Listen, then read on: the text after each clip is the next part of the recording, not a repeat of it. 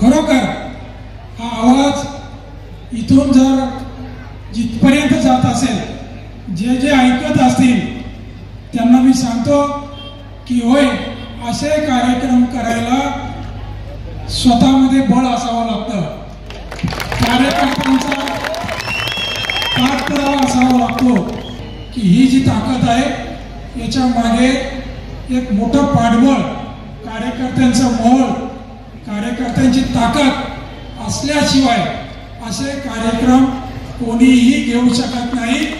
मी challenge करतो, मी आव्हान करतो अंबरनाथच्या व्यापाऱ्यांना, उद्योगपतींना की येऊन सांगा की तुमच्याकडे आम्ही जबरदस्ती वर्गणी मागितली आणि म्हणून एवढे मोठे कार्यक्रम करतोय, पुढच्या वर्षापासून कार्यक्रम बंद, हे आम्ही कधीही करत नाही। आमचे शिवसैनिक सगळे मिळून हे सगळी मेहनत करतात, स्वतःच्या पैशाने हे कार्यक्रम करतात आणि म्हणून मला नेहमी आमच्या शहरचाकीच्या कार्यकर्त्यांवर असे कार्यक्रम करण्यासाठी स्वतःमध्ये बळ असावं लागतं। ज्यांच्या मनगटात दम असतो तोच असे कार्यक्रम करू शकतो। कुठेतरी काळूबाळूच्या ढाब्यावर बसून अंबरनाथ चालवता येणार नाही, अशी टोलेबाजी शिवसेना शहर प्रमुख अरविंद वाळेकर यांनी शिवजयंतीच्या कार्यक्रमादरम्यान केली।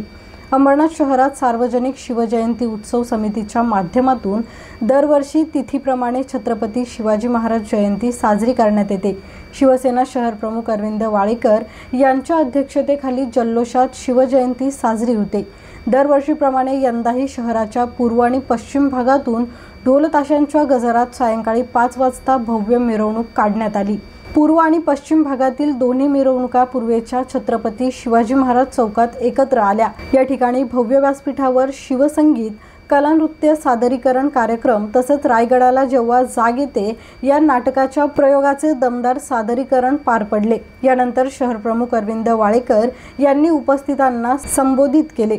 तसेच यावेळी माध्यमांना प्रतिक्रिया देताना जोरदार टोलेबाजी देखील केली। आताच माझ्या भाषणामध्ये सांगितलं की ज्याच्या मनगटात दम असतो तोच असे कार्यक्रम करू शकतो।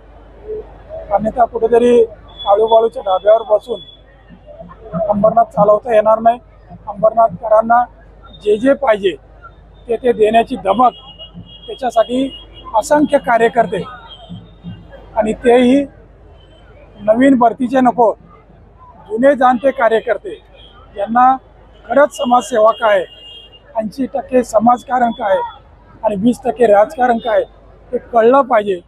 ते बाळासाहेबांचे खरे कट्टर शिवसैनिक ज्याच्यासोबत आहेत तेच असे कार्यक्रम अंबरनाथकरांना देऊ शकतात।